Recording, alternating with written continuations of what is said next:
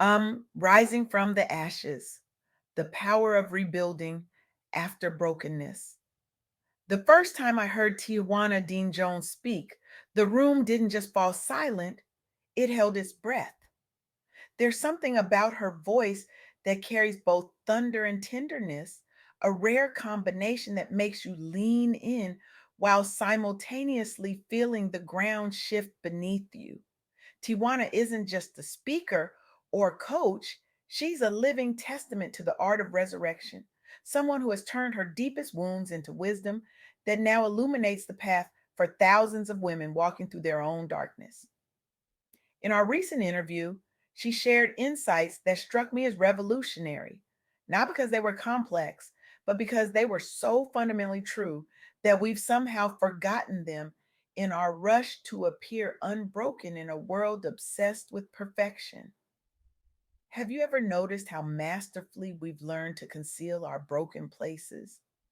We've become architects of illusion, constructing elaborate facades of I'm fine and just busy, while inside we're holding fragments of ourselves together with the emotional equivalent of chewing gum and paper clips.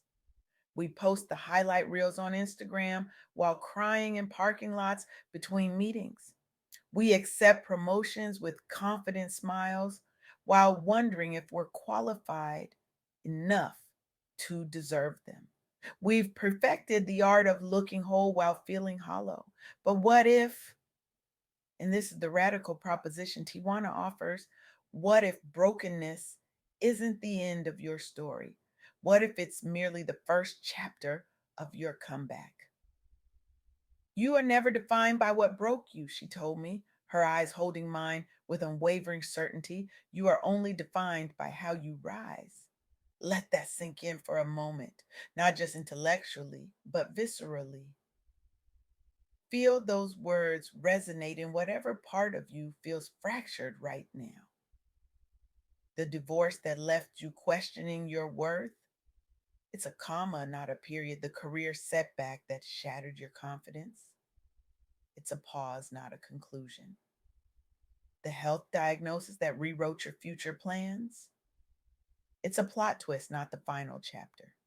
The grief that divided your life into before and after, it's a threshold, not a dead end.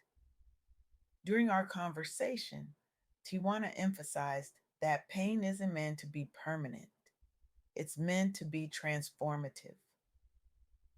Every setback, she said with the quiet authority of someone who's walked through fire, is an invitation to rebuild with greater strength and intention than before. But let's be honest here, brutally, uncomfortably honest.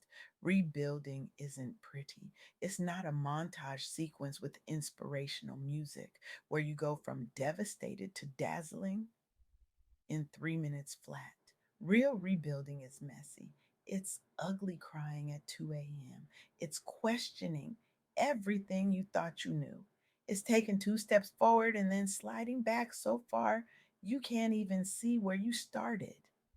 And that's okay because strength, real strength, isn't the absence of fear or grief or doubt. It's the willingness to coexist with those feelings while still moving forward, even if that movement is microscopic. Even if all you can manage is to whisper to yourself, not today, despair, not today. I'm reminded of Lena Gupta, whose story embodies this truth with stunning clarity.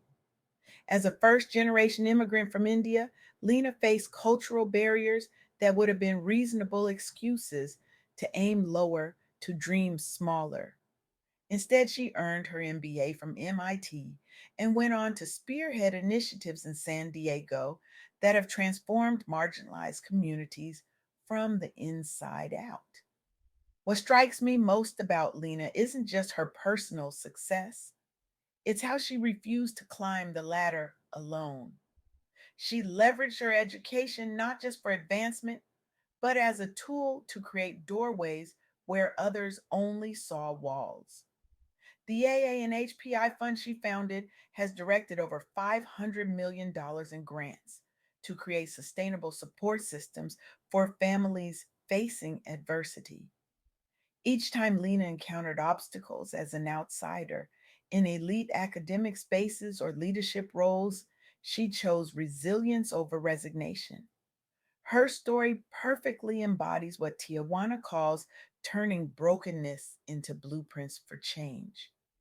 But perhaps you're sitting there thinking, that's inspiring, but my situation feels different. My brokenness feels terminal. Let me tell you about Alba Huerta. Alba moved from Mexico to Houston as a teenager after losing everything during political unrest. Everything. Try to imagine that for a moment. Not just leaving behind possessions, but your sense of security, your community, your very concept of home. She arrived in a country where she didn't speak the language fluently, where her accent made people assume limitations that didn't exist, where she had to start from absolute zero. The isolation she faced as an immigrant woman of color could have been the end of her story. Instead, it was merely the prologue. Alba immersed herself in Houston's hospitality scene with a hunger to learn that outpaced her fear.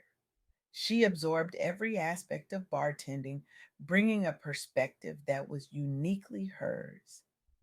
Eventually, against statistical odds that would make most people quit before starting, she opened Julep Bar, which became one of America's top cocktail establishments.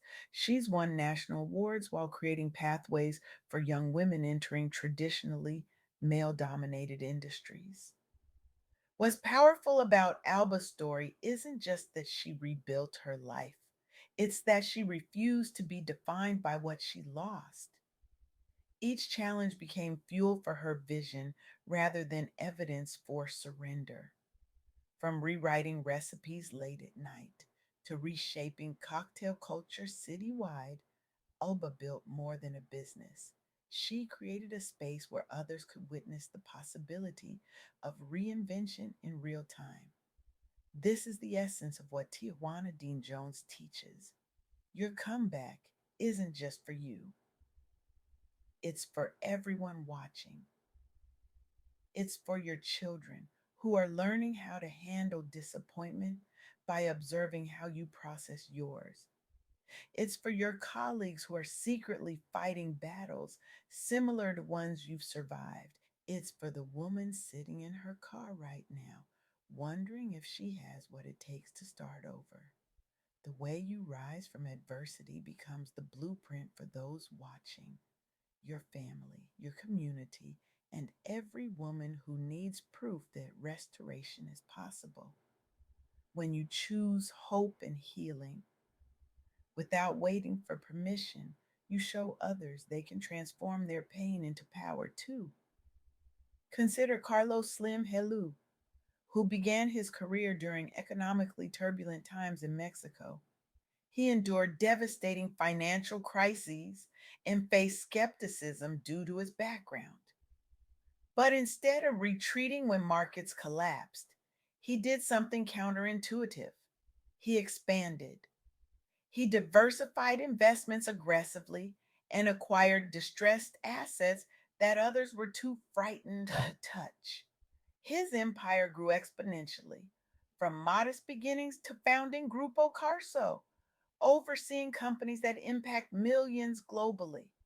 Carlos proved that perseverance paired with strategic adaptation turns rubble into empires, even when starting from a place of disadvantage. Now, I can almost hear what some of you are thinking.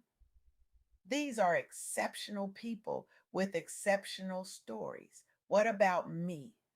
I'm still in the middle of my brokenness. I haven't reached the triumphant third act yet. This is where Tijuana's wisdom becomes most profound. She reminds us that rebuilding isn't about waiting until you feel ready or until your circumstances are perfect. It's about taking that first trembling a step, even when, especially when you're afraid. For many high achieving women between 38 and 55, This message resonates deeply. We've spent years in survival mode, leading teams, raising families, holding down households, carrying communities on our shoulders, and we're exhausted. We've been strong for so long that we've forgotten what it feels like to be soft. Tijuana's insights offer us permission to shift from constantly grinding to finally grounding in joy, peace, boundaries, and self prioritization. This isn't just about aesthetics or trends, it's about a spiritual, emotional, and mental recalibration that's long overdue. So, what does this mean for you right now in whatever broken place you find yourself?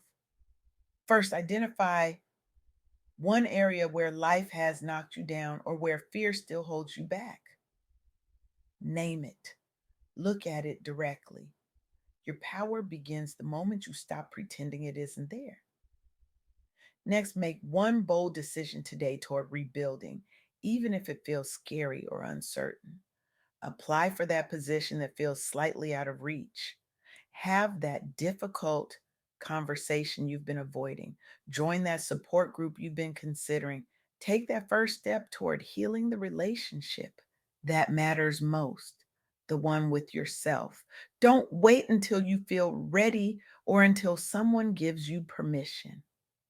Take your next step now, knowing that your journey forward lights the way for countless others you may never even meet. Because here's what Tijuana wants us all to understand: your brokenness is not a liability, it's leverage for something greater than you can currently imagine. When Alba Huerta stood in the rubble of her former life, she didn't see only loss, she saw possibility. When Lena Gupta faced barriers as an immigrant woman, she didn't just overcome them for herself, she created pathways for others to follow. This is the power of rebuilding after brokenness. It's not just personal restoration, it's communal revolution. As Tijuana Dean-Jones so powerfully articulated, you are being rebuilt, not discarded. Restoration is possible because strength lives inside every scarred place, still willing to fight for tomorrow. So today, I challenge you to look at your broken places differently, not as endings, but as beginnings, not as failures, but as foundations, not as reasons to hide, but as invitations to rise, and in rising, to show others what's possible when we refuse to be defined by what broke us.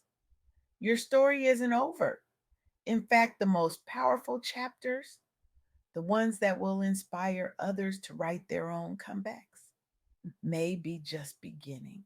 The world doesn't need more people pretending to be unbroken. It needs more people with the courage to rebuild visibly, vulnerably, victoriously. Will you be one of them?